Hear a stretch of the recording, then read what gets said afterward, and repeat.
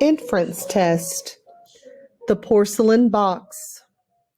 Joseph was a farmer, a simple man who tilled the soil, planted seeds, and harvested his crops in season. He loved life, he loved the land, and more than anything else, he loved his beautiful young wife. Number 1. What inference can you make about Joseph? Press pause now to write your answer.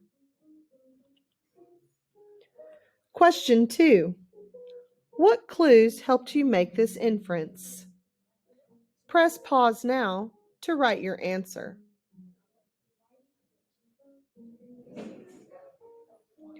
Then one day, while he was plowing his field, a terrible thing happened. The plow slipped against a stone, and Joseph stumbled. In a flash, the blade sliced into his foot. The cut was deep, and the blood flowed quickly. Joseph yanked off his shirt and bound the wound, but when he tried to walk, the pain was unbearable.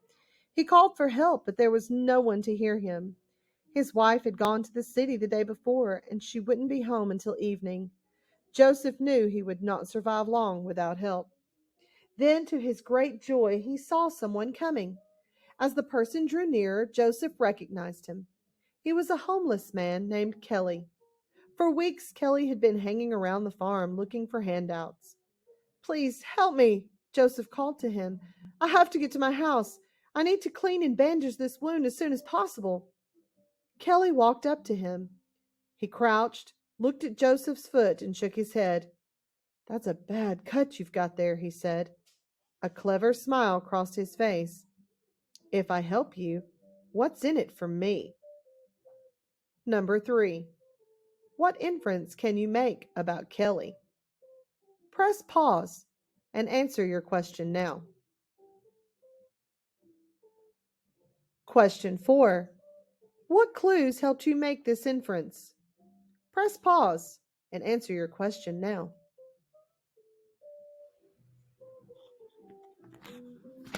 Joseph stared at him.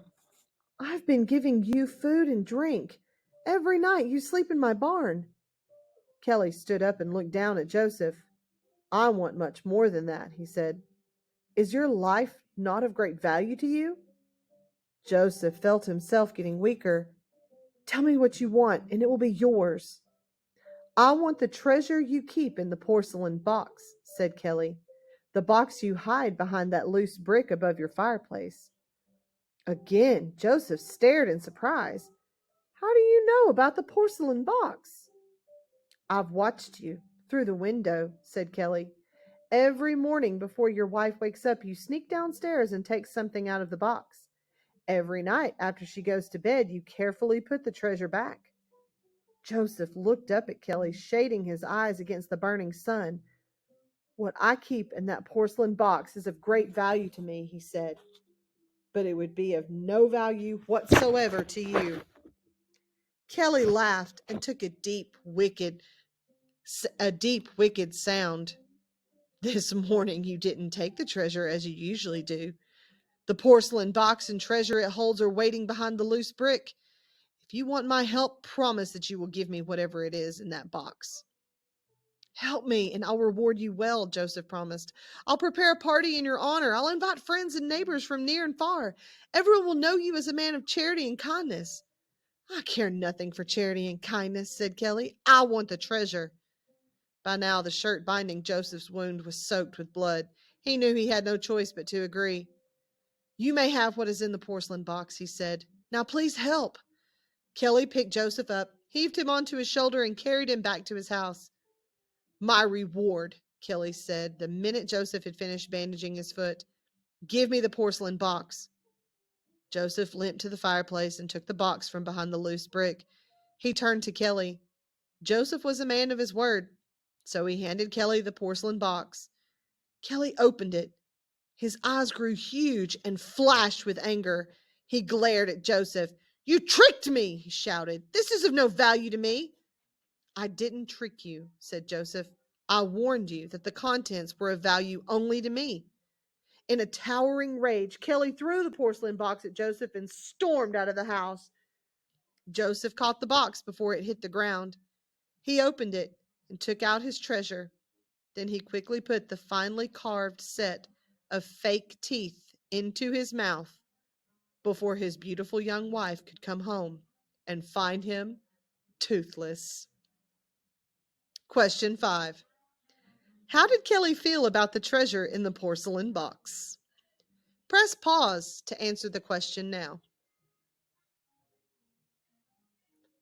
Question 6. What clues helped you make this inference? Press pause and answer the question now. Question 7. Which of the following words best describes Joseph? A. Adventurous. B. Kind-hearted. C. Greedy. D. Cruel. Press pause and answer the question now. Question 8. What will most likely happen next? A. Joseph will never walk again. B. Kelly will return and apologize. C. Joseph's wife will return and be upset about his teeth. D. Joseph's wife will return and never know about his teeth. Press pause and answer the question now. Question 9. Look at your answer for number 8. What detail from the story helped you answer the question? Press pause and answer the question now. Question 10. Why did Joseph offer to prepare a party in Kelly's honor? A. He knows Kelly likes parties. B. He believes Kelly is a kind man and wants everyone to know it. C. He is trying to persuade Kelly to take something besides the treasure. D. He has nothing else of value to offer Kelly.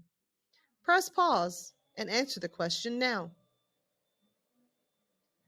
Question 11. Why is the treasure only valuable to Joseph? Press pause and answer the question now.